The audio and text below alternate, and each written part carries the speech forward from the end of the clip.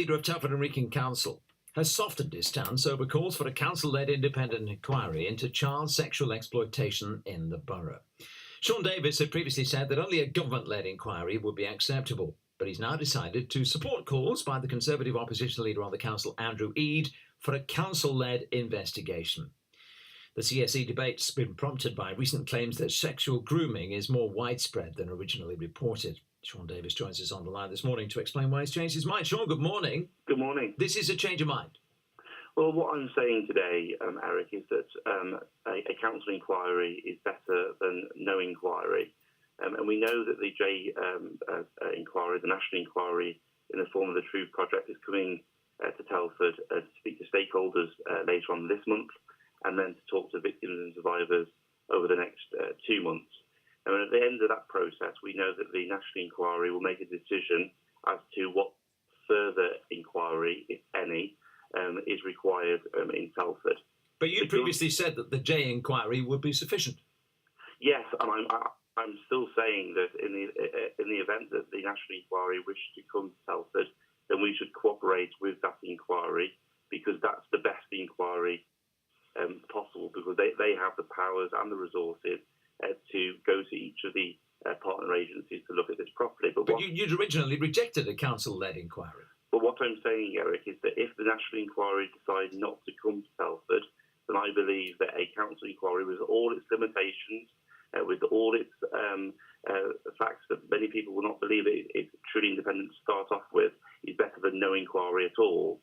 And what I don't want there to be is a situation where victims and survivors feel that questions that they have cannot be answered. And since I've been leader of the council for 2 years, I've subjected our council to more reviews than any other council leader ever, whether that be a Home Office inspection, a Department of Education inspection, an Ofsted inspection, a cross-party scrutiny committee. It's all up to these issues. And we've also got a specialist national team with us at the moment looking at our services today. So I'm not at all resistant to scrutiny, but the scrutiny needs to be the right scrutiny. But you were resistant to a local council-led inquiry. Well, yes, Why didn't you get to this position that you're at now 3 weeks ago? Because what we've been doing over the last 3 weeks is trying to get the national inquiry into Telford, and they are now coming to Telford. They will be here later on this month. So I go back to my previous point. That 3 weeks ago, 2 weeks ago, a week ago was okay for you. I'm saying that the national inquiry and the government are saying the national inquiry is the right inquiry, but ultimately they are an independent organisation, and they will decide whether after the Truth Project they need to do further work. What I'm saying is, if they decide that they do not wish to do further work, and they need to be very clear about why they feel that is not the case, then a council inquiry with all its limitations is better than no inquiry. Andrew Eade, the Conservative opposition leaders, tabled a motion on Tuesday calling for a council-led inquiry. Will you be supporting that in full? Yes. Would a council-led inquiry have enough power to change laws or bring people to justice? No, and that is the issue, Eric. That my very simple line is that I don't believe that a council inquiry is the gold service inquiry, if I can put it like that. I think it has significant limitations. However, after listening to victims and survivors, after listening to a number of organisations, I believe that inquiry is better than having no inquiry at all.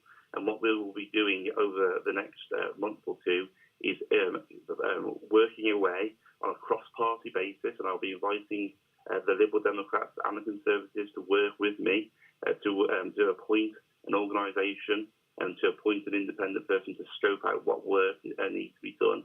Because the reality is, Eric, regardless of political persuasion, everybody wants to get to the bottom of the questions that remain unanswered. Indeed, don't you think that a local inquiry is what people wanted in Telford and Wrekin from the first place?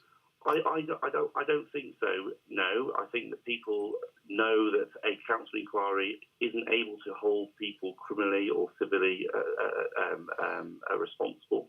I think they know that we can't compel witnesses to come forward from 30 or 40 years ago. And actually, a Rotherham style inquiry, which is being talked about, actually in Rotherham, once they did the council inquiry, what followed was a government inquiry, the Cllr review.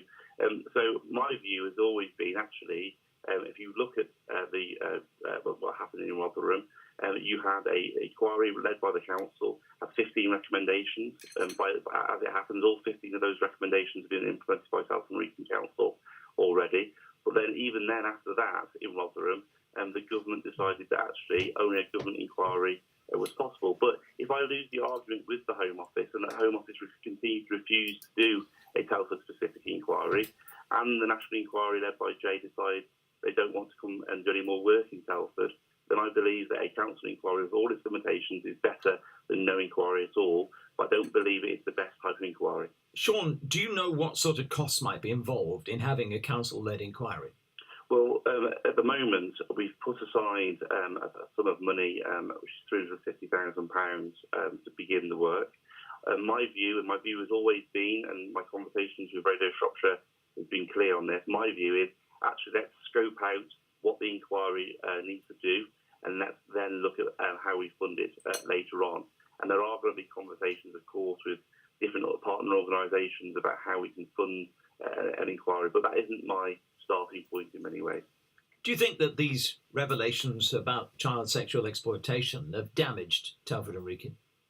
I think they have, without a doubt, nationally given people a negative impression of our town.